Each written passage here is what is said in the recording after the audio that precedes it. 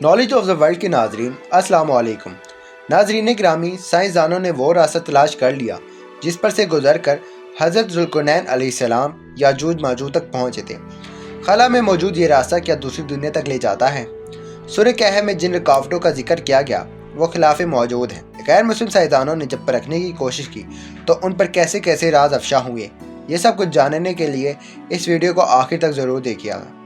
तो दोस्तों, सूरह कहफ की आयत नंबर 92 और 93 में जिक्र है, यहाँ तक कि जब दो रुकावटों के दरमियान पहुँचा तो उन दोनों रुकावटों के करीब एक ऐसी कौम को देखा जो बात नहीं समझ सकती थी।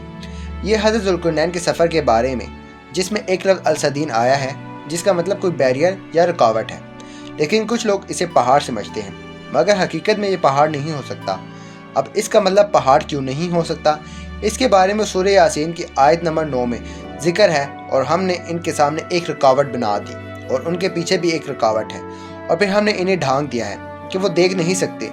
सूरह यासीन में भी यही लफ्ज़ इस्तेमाल हुआ है जिसका मतलब एक बैरियर है। तो ऐसे में सूरह कहफ में ये लफ्ज़ एक पहाड़ कैसे हो सकता है? एस्ट्रोनॉमी यानी फल्कियात में अलसदीन का मतलब नहीं बोला है, जो किसी कहकशाओं की गिर्द और गैस पर मुश्तमिल खिताब होता है। यहाँ हज़रत ज़ुल्करनैन इस सियारे पर पहुँच गए थे जो दो ने बोला उसके दरमियान में मौजूद था, और ये दोनों साइडों पर डबल ही लेक्स में बोला हो सकता है जो हमारी कहकशा में मौजूद है। इसके बाद सूरह कहफ की आयत नंबर 94 में है, उन लोगों ने कहा, ज़ुल्करनैन याजूज और माजूज ज़मीन में फसाद करते हैं, भला हम आपके लिए खर्च का इंतज़ाम कर दें कि आप हमारे और इनके दरमियान एक बैरियर यानी रुकावट खींचें। दोस्तों, इस आयत में एक बार फिर अलसदीन का लफ्ज़ आया है।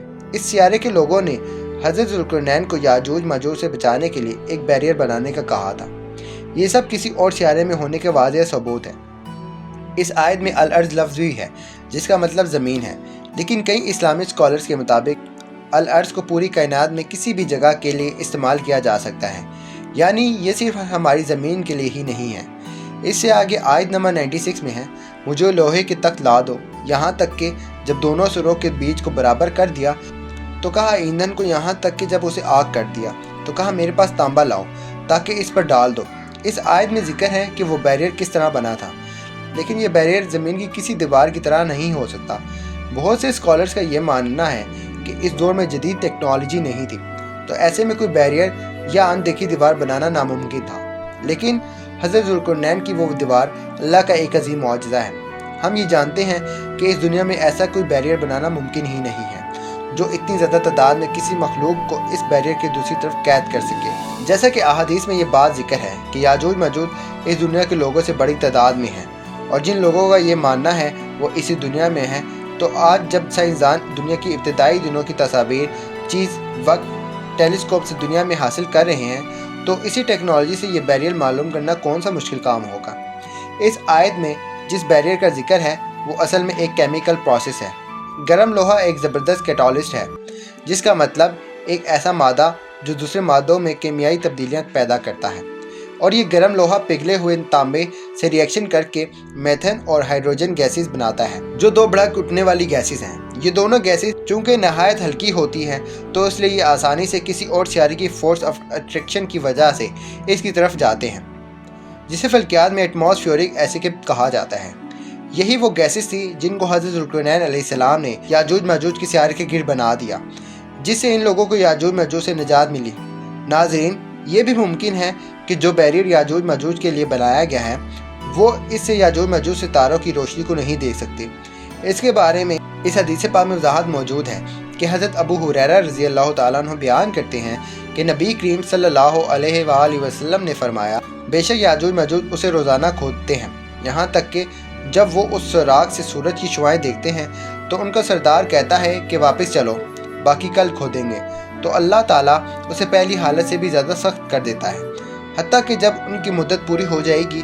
यह हदीस इस बात को तकवीद देती है कि वह बैरियर गैसों से बना हुआ है, क्योंकि कोई कंक्रीट या लोहे की दीवार सूरज की रोशनी को नहीं रोक सकती और ना ही इतनी तादाद में याजूज माजूज को रोक सकती है। अब हमारी ज़मीन दिन ब दिन याजूज माजूज के सियारे की तरफ बढ़ रही है, और जिनका अगला टारगेट हमारा सियारा यानी ज़मीन होगा, और जब अल्लाह की मर्ज़ी होगी वो इस बैरियर से बाहर आकर इस दुनिया में तबाही मचा देंगे।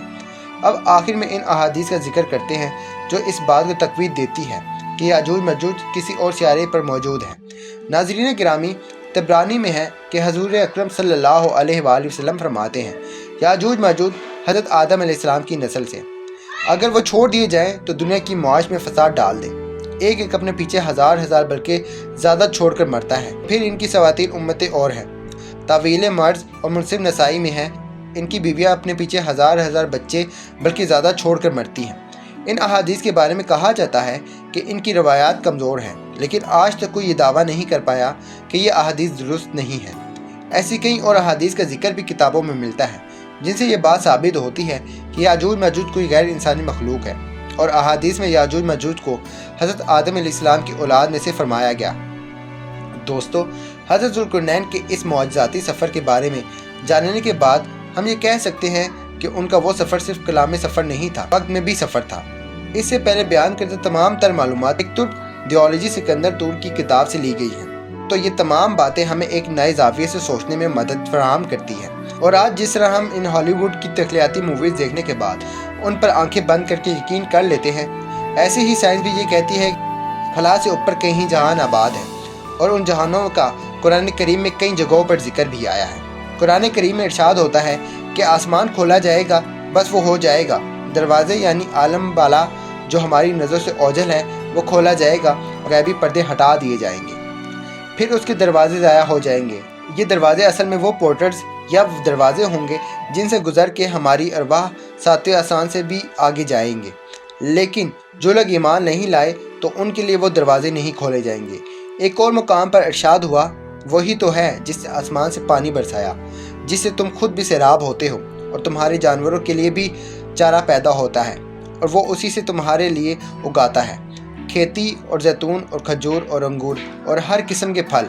बेशक उसमें गौर करने वालों के लिए अल्लाह की कुदरत की बड़ी निशानियाँ हैं। नाज़रीन गिरामी, कुरान हकीम ने इल्म के सिलसिले में दीन और दुनिया में कोई तफरीक नहीं की, सिर्फ इसके नफ़ा के पहलू को मलहूज़ खातिर रखा। लिहाजा जो शख्स साइंसी और दीगर अलूम कायनात में बिखरी हुई अल्लाह की निशानियों को दरियाफ़्त करने, इसकी कुदरत और कारीगरी को समझने और इसकी मखलूक़ात ख़ुसूसन आलम इंसानियत को नफ़ा पहुँचाने की गर्ज से हासिल करने की सही करेगा तो उसका ये अमल खैर तसव्वुर किया जाएगा। जी तो प्यारे दोस्तों, आज की वीडियो में बस इतना ही। वीडियो कैसी लगी कमेंट करके हमें ज़रूर बताइएगा। इंशाल्लाह आपसे होती है अगली वीडियो में। तब तक अपना ख्याल रखिएगा। अल्लाह ने के बाद।